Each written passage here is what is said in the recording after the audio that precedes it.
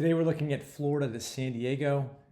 If you go to moremaps.com and click this View Larger Map, you'll get a map that shows not only freeways, interstates, and toll roads, but also 4-lane divided highways, which are indicated in orange, and then in black are 4-lane undivided highways. Many of these are freeway quality. You may go through some towns and have some traffic lights, but for the most part, you can get across the country using these as opposed to interstates, which are more crowded. If you're leaving Florida, most likely you're going out I-75. If you're on the West Coast and near Tampa or Clearwater, you can head out via the Sun Coast, which ends at Crystal River, and then take 19. The traffic lights aren't too bad till you get up to Tallahassee and then get onto the interstate. At that point, Google will take you Waze and Apple Maps. Apple Maps takes you one of two directions, but there's an 8-hour difference going up through I-70.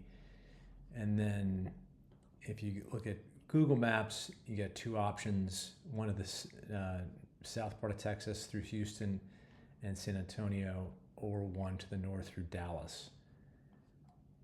Let's look at the more interesting one, which is up through Dallas first.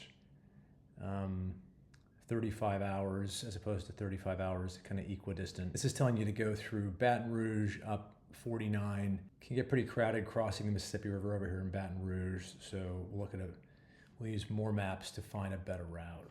Going up through I-10, through Mobile, one great way is to go through Hattiesburg, and then you can go up through Jackson, or better yet, even more fun, is through Natchez. Very little traffic or traffic lights on that route. If I do the traffic light layer, you'll see Hattiesburg to Jackson has got a fair amount, but if you go through Natchez and up through Winnsboro, not much to deal with. So if we go back to the Google Maps, we just take our cursor and have it change the route through 98. It wants to take you up through Jackson, which is acceptable. That's 36 hours.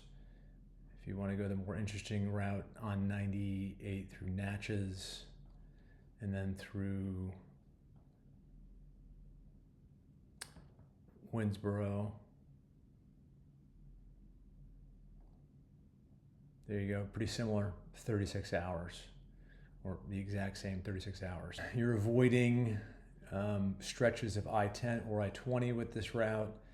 And if you want to get a preview of what you're looking at in terms of roads, oops, that is not the correct road. I gotta get a little closer.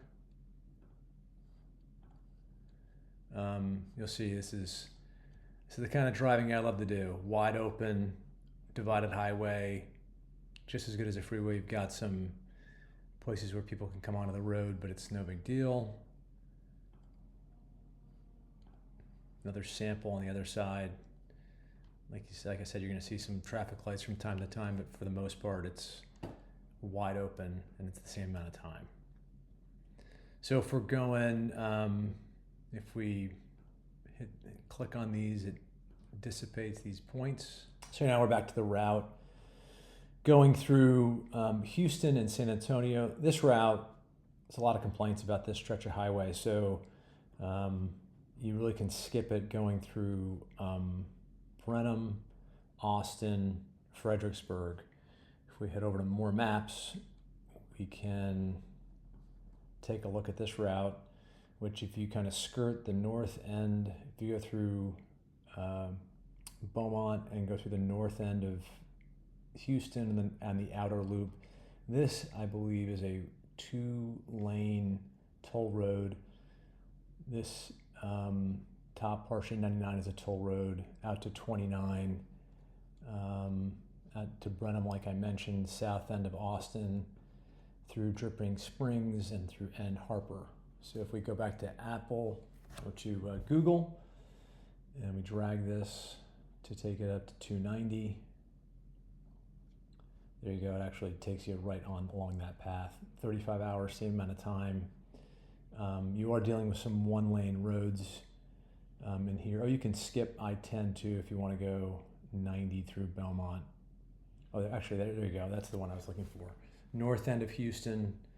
You know, there are some one-lane roads in here, or two-lane roads, I should say. A lot of times these have passing lanes in certain spots, so it's not that bad.